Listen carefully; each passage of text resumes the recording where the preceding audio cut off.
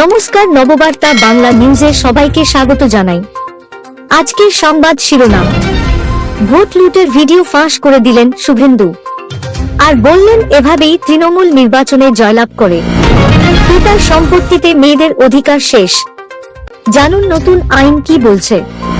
নগদ 7 কোটি বাজেয়াপ্ত হল পুরসভার ইঞ্জিনিয়ারের বাড়ি থেকে। মমতার নির্দেশে অভিযান পুলিশের। চিরকাল পাশে থাকব বন্ধু। ইউক্রেন যুদ্ধের আবহে মস্কোতে পুতিনকে বললেন রাজনাথ সিং, ভারত না বলার আগে চ্যাম্পিয়ন্স ট্রফি বয়কট করো। পিসিবির মান বাঁচাতে বার্তা প্রাক্তন পাক ক্রিকেটারের। ভারতের থেকে খরচ কম। জানেন চিকিৎসার জন্য কোথায় যাচ্ছেন বাংলাদেশিরা। বাংলাদেশের প্রায় 300 কিলোমিটার লম্বা সীমান্তের দখল নিল মায়ানমারের আরাকান আর্মি। বিপদ বাড়ল বাংলাদেশের। সংবাদ শিরোনামগুলো শুনছিলেন, এবার জানাবো পুরো সংবাদ। প্রতিদিনের খবরের টাটকা আপডেট পাওয়ার জন্য আমাদের নববার্তা ইউটিউব চ্যানেলটিকে সাবস্ক্রাইব করুন। আসছি বিস্তারিত খবরে। তমলুক সমবায় সমিতির ভোট নিয়ে তৃণমূল কটাক্ষ করলেন বিজেপি নেতা এবং রাজ্যের বিরোধী দলনেতা শুভেন্দু অধিকারী। এই নেতা এক্স হ্যান্ডেলে লেখেন, Tamluk cooperative agriculture and rural development bank লিমিটেডের সদ্য সমাপ্ত ডেলিগেট নির্বাচনে কিভাবে ভোট লুট হয়েছে তা দেখুন। স্যার এবার শেষ করুন, এবার শেষ করুন, এবার শেষ করুন, এবার শেষ করুন স্যার। অল্প অল্প করে মারুন, একসঙ্গে সন্দেহ গেলে কি হবে? আর বেকার ভোটটা দরকার কিছু। অল্প অল্প করে মারুন স্যার।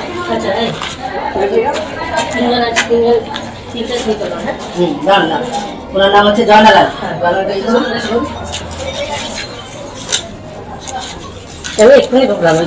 সেটা আমি দেখছি, একটু একটু করে সব সরিয়ে।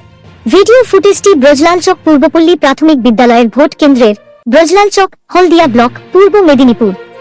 ভবানীপুর পিএস পূর্ব মেদিনীপুর পুলিশ জেলার অধীনে ওসি ইমরান মোল্লার উপস্থিতিতে ভোট গ্রহণ কর্মকর্তারা বেআইনি এবং অনৈতিকভাবে ব্যালটগুলি স্ট্যাম্পিং করছিলেন। তার কাজ ছিল তৃণমূল সমর্থিত প্যানেল প্রার্থীদের পক্ষে ভোট কারচুপি করা হয়েছে তা নিশ্চিত করা। এভাবেই তৃণমূল নির্বাচনে জয়লাভ করে এবং এই কারণেই ইন্ডি অ্যালায়েন্স পার্টিগুলি ইভিএম এর পরিবর্তে ব্যালট ব্যবহারের পক্ষে সমর্থন করে। পশ্চিমবঙ্গে ভোটের সময় পুলিশের তীর্যক ভূমিকার পুনর্মূল্যায়ন করা উচিত।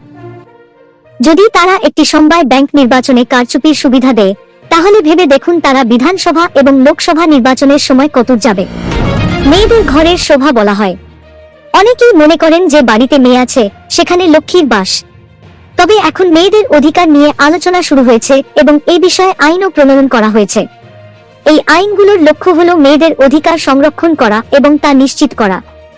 বিশেষ করে 1956 সালের হিন্দু উত্তরাধিকার আইন নিয়ে কথা বলতে গেলে দেখা যায়, এই আইনে প্রায় 20 বছর আগে অর্থাৎ 2005 সালে একটি সংশোধনী আনা হয়েছিল।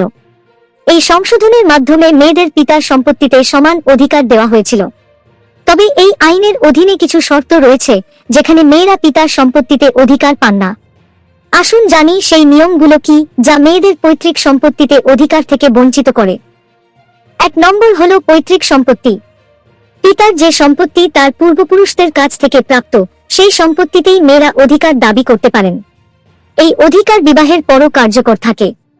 তবে যতদিন পিতা জীবিত থাকেন ততদিন মেয়েদের এই সম্পত্তিতে কোনো অধিকার থাকে না। 2 নম্বরে স্বঅর্জিত সম্পত্তি। পিতার স্বঅর্জিত সম্পত্তিতে মেয়েদের কোনো অধিকার থাকে না।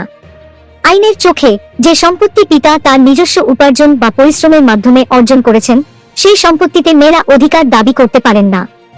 এবং 3 নম্বরে বিতর্কিত সম্পত্তি। যদি পিতার সম্পত্তি নিয়ে কোনো বিতর্ক বা মামলা চলমান থাকে, সেক্ষেত্রে মেয়েরা সম্পত্তিতে অধিকার দাবি করতে পারেন না।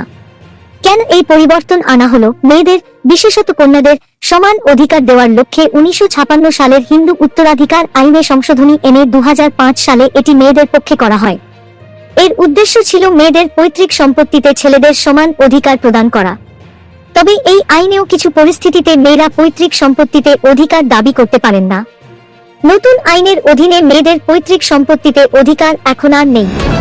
কদিন আগে মুখ্যমন্ত্রী মমতা বন্দ্যোপাধ্যায়ের নির্দেশে 19 জন ইঞ্জিনিয়ারকে শোকজ করেছিল সরকার। মুখ্যমন্ত্রী স্পষ্টই সেদিন বলেছিলেন, মানুষের ভাগে অন্য কাউকে ভাগ বসাতে দেব না, সরকারি সম্পত্তি নিয়ে ব্যক্তিস্বার্থ মেটাতে দেব না। মুখ্যমন্ত্রী তথা রাজ্যের স্বরাষ্ট্রমন্ত্রীর সেই কথার পরই অভিযানে নেমেছে রাজ্যের দুর্নীতি দমন শাখা। এদিন পূর্ব মেদিনীপুরে এগরা পুরসভার এক ইঞ্জিনিয়ারের বাড়িতে তল্লাশি চালিয়ে নগদ 7 কোটি টাকা উদ্ধার করা হয়েছে। সেই সঙ্গে পাওয়া গিয়েছে প্রচুর সোনাদানা। এমন একটা সময় সেই তল্লাশি অভিযান চলেছে যখন মুখ্যমন্ত্রী রয়েছেন ওই জেলাতেই। এগরার অদূরে দীঘায় রয়েছেন মমতা বন্দ্যোপাধ্যায়। মঙ্গলবার দুপুর থেকে এগরা পুরসভার 7 নম্বর ওয়ার্ডে কোষবাইগড়া এলাকায় অ্যাসিস্ট্যান্ট ইঞ্জিনিয়ার চন্দন দাসের বাড়িতে এবং কলকাতার ফ্ল্যাটে তল্লাশি চালাচ্ছে রাজ্যের দুর্নীতি দমন শাখা। সূত্রের খবর, ওই ইঞ্জিনিয়ার এগরা পুরসভায় কর্মরত থাকাকালীন তার বিরুদ্ধে আর্থিক দুর্নীতির অভিযোগ উঠেছিল। এরপর তাকে ধূপগুড়ি পুরসভায় বদলি করে দেওয়া হয়েছিল। আগামী বছর ফেব্রুয়ারি মাসে তিনি অবসর নেবেন। বাড়ি বাড়ি পানীয় জল সরবরাহের কাজে প্রশাসনের একাংশের বিরুদ্ধে গাফিলতির অভিযোগ উঠেছিল। ওই ঘটনার তদন্তে নেমে ইতিমধ্যে 155 জন ঠিকাদার এবং 19 জন ইঞ্জিনিয়ারকে সবুজ করা হয়েছে। এই বিষয়টিতে ক্ষোভ প্রকাশ করেছিলেন খোদ মুখ্যমন্ত্রী মমতা বন্দ্যোপাধ্যায়। স্পষ্ট বার্তা ছিল, কোনো নেতার কথা শুনবেন না, কোনো রাজনৈতিক দলের কথা শুনবেন না, কেউ যেন কম্প্রোমাইজ না করে। তারপরই এই টাকা উদ্ধারের ঘটনায় চাঞ্চল্য ছড়িয়েছে। রাশিয়া সফরে গিয়েছেন প্রতিরক্ষামন্ত্রী রাজনাথ সিং। প্রতিরক্ষা ক্ষেত্রে দুদেশের সম্পর্ক আরও মজবুত করতে তার এই সফর খুবই গুরুত্বপূর্ণ। আজ মঙ্গলবার তিনি দেখা করলেন রুশ প্রেসিডেন্ট ভ্লাদিমির পুতিনের সঙ্গে। দিল্লিমস্কো যে পরম বন্ধু, এই সাক্ষাতে সেই কথাই ফের একবার স্মরণ করলেন রাজনাথ। রবিবার 3 দিনের সফরে মস্কোয় পা রাখেন রাজনাথ।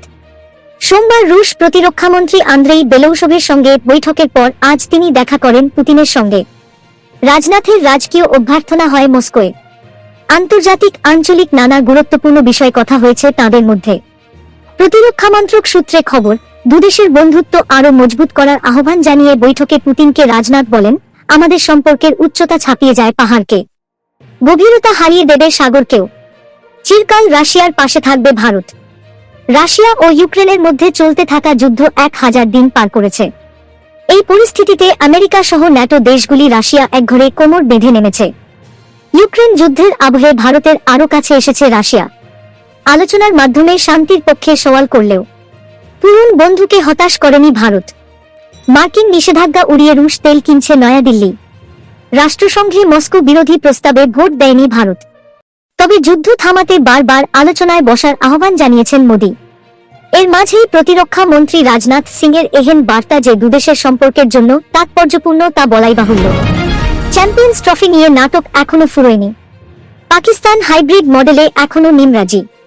জয় শাহ আইসিসি চেয়ারম্যান হওয়ায় পিসিবি চাপে পড়েছে আরও। তারই প্রমাণ পাওয়া গেল প্রাক্তন পাক ক্রিকেটার রশিদ লতিফের গলায়।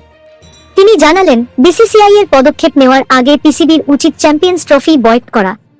বিসিসিআই এর চাপে যে কাজ হয়েছিল তা এক প্রকার স্পষ্ট। তাতেও হার মানতে রাজি নয় পিসিবি। এবার দেখে নেব সেই ভিডিও। वो इससे पहले कि वो मना करते हैं, आप मना कर दो।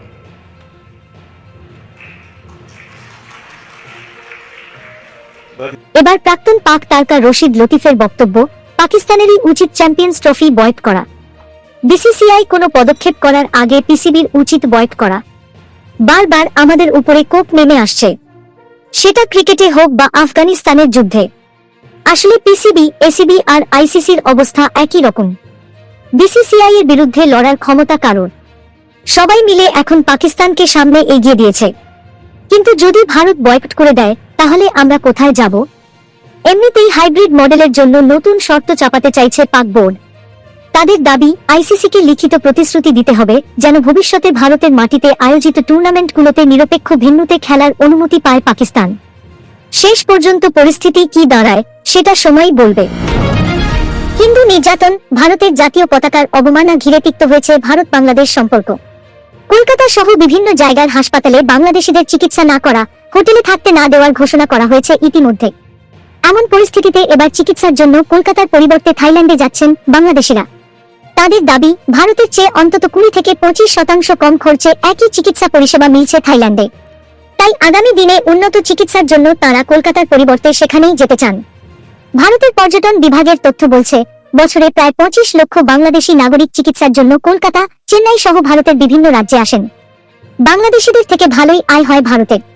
কিন্তু হাসিনা সরকারের পতনের পর দুদেশের মধ্যে সম্পর্কের অবনতি হয়েছে অনেকটাই। ওপার বাংলার নাগরিকদের শুধু মেডিকেল ভিসা দেওয়া হচ্ছে, তা বহু ঝাড়াই বাছাইয়ের পর। এই পরিস্থিতিতে লাভের গুড় খাচ্ছে অন্য দেশ। কলকাতা তো বটেই, এমনকি উত্তর পূর্ব ভারতের 7টি রাজ্য দখল করে নেওয়ার স্বপ্ন দেখছেন বাংলাদেশি জনতার একাংশ। প্রাক্তন সেনাকর্তা, রাজনৈতিক নেতা থেকে শুরু করে সাধারণ মানুষ যে পারছেন ভারতকে হুমকি দিচ্ছেন। এই যখন পরিস্থিতি, তখন বাংলাদেশের সঙ্গে দীর্ঘ 271 কিলোমিটার দীর্ঘ জমি দখল করে নিল মায়ানমারের জুন্টা সরকারের বিদ্রোহী গোষ্ঠী আরাকান আর্মি। রোহিঙ্গা সমস্যা নিয়ে এমনিতেই জেরবার বাংলাদেশের চিন্তা আরো বাড়বে। এমনিতেই মায়ানমারের ক্ষমতাসীন জুন্টা সরকার আগেই জানিয়ে দিয়েছিল তারা কোনো রোহিঙ্গা শরণার্থীকে ফেরত নেবে না। সেখানে বিদ্রোহী এবং বৌদ্ধ ধর্মাবলম্বী আরাকানরা তো রোহিঙ্গাদের স্বীকৃতিই দেয় না। রবিবার মায়ানমার সেনার কাছ থেকে বাংলাদেশ সীমান্ত লাগোয়া মংডু শহরেরও দখল নিয়ে নেয় আরাকান আর্মি। এর ফলে বাংলাদেশ সীমান্ত বরাবর 271 কিলোমিটার এলাকার পুরোটাই তাদের দখলে চলে গেল। প্রতিবেশী দেশের সীমান্তে এই অস্থিরতা বাংলাদেশের চিন্তা বাড়াতে বাধ্য। কারণ 2015 সালে এই আরাকান আর্মির সঙ্গে বিজিবির দুবার সংঘর্ষের ঘটনাও ঘটেছে। এই আরাকান বাহিনী অতীতে একাধিকবার টেকনাফ অঞ্চলের সমুদ্রপথ থেকে বাংলাদেশি জেলে সহ ট্রলারও অপহরণ করে নিয়ে গিয়েছে। মায়ানমারের গণমাধ্যম ইরাবতীতে দাবি করা হয়েছে বাংলাদেশ সীমান্ত লাগোয়া 3টি প্রধান শহর মংডু, রাখাইনের বুথিডং এবং শিন এলাকা পালেটাওয়ার এখন আরাকান আর্মির দখলে চলে গিয়েছে। মায়ানমার সীমান্ত অশান্ত হয়ে ওঠার কারণে চলতি বছরের শুরুর দিকে ফেব্রুয়ারি মাসে বেশ কিছুদিন টেকনাফ সেন্ট মার্টিন রুটে জাহাজ চলাচলও বন্ধ রাখতে বাধ্য হয় বাংলাদেশ সরকার। এবার নজর রাখবো আজকের আবহাওয়ার খবরে। ক্যালেন্ডারে ডিসেম্বরের 10 তারিখ পেরিয়ে গেলেও এখনো হাট কাঁপানো শীতের নামগন্ধ নেই। বেলা বাড়লেই রোদের তাপ, গরম অনুভূত হচ্ছে রীতিমতো। কবে পড়বে জাঁকিয়ে ঠান্ডা, সেই প্রশ্ন ঘুরপাক খাচ্ছে বঙ্গবাসীর মনে। এই অবস্থায় খুশির খবর শোনালো আবহাওয়া দপ্তর। সপ্তাহান্তে জাঁকিয়ে শীতের পূর্বাভাস হাওয়া অফিসের। আবহাওয়া দপ্তর জানিয়েছে আগামী 3 দিনে দক্ষিণবঙ্গের তাপমাত্রা 3 থেকে 4 ডিগ্রি সেলসিয়াস নামতে পারে। সপ্তাহের শেষে কলকাতার পারদ নামতে পারে 15 ডিগ্রিতে। পশ্চিমের জেলাগুলিতে পারদ পতন হতে পারে আরো 10 ডিগ্রিতে নামতে পারে তাপমাত্রা। ঘূর্ণাবর্ত সরলেই ধীরে ধীরে শীত পড়ার সম্ভাবনা। সম্প্রতি নিম্নচাপের কারণে উত্তরে হাওয়া বাধাপ্রাপ্ত হচ্ছে। দার্জিলিং সহ উত্তরের 8 জেলায় ঘন কুয়াশার চাদরে মুড়বে বলে জানিয়েছে আবহাওয়া দপ্তর। আলিপুর আবহাওয়া দপ্তরের পূর্বাঞ্চলীয় অধিকর্তা সোমনাথ দত্ত জানিয়েছেন আজ বুধবার 11 ডিসেম্বর থেকে দক্ষিণবঙ্গের সর্বনিম্ন তাপমাত্রা আরো 3 থেকে 4 ডিগ্রি সেলসিয়াস কমবে। উত্তরবঙ্গেও দাপট দেখাবে শীত, সেখানে সর্বনিম্ন তাপমাত্রার পতন হবে। পশ্চিমী ঝঞ্ঝার মঙ্গলবার তাপমাত্রা কিছুটা বাড়লেও বুধবার থেকে ভরপুর শীতের আমেজ মিলবে। উত্তরবঙ্গে দার্জিলিং এবং পার্বত্য অঞ্চলে সোমবারের মধ্যে তুষারপাতের সম্ভাবনা রয়েছে। একই সঙ্গে দার্জিলিং এবং কালিম্পংয়ের পার্বত্য এলাকায় সোমবার পর্যন্ত বৃষ্টির পূর্বাভাস রয়েছে। 2 দিনাজপুর এবং মালদা জেলাতেও হালকা বৃষ্টিপাত হতে পারে। পরবর্তী সংবাদ দেখার আমন্ত্রণ জানিয়ে এখনকার মতো শেষ করছি। নববার্তা বাংলা সংবাদ দেখতে এবং অথেন্টিক টাটকা খবরের জন্য চ্যানেলটিকে সাবস্ক্রাইব করে রাখুন। ধন্যবাদ সবাইকে।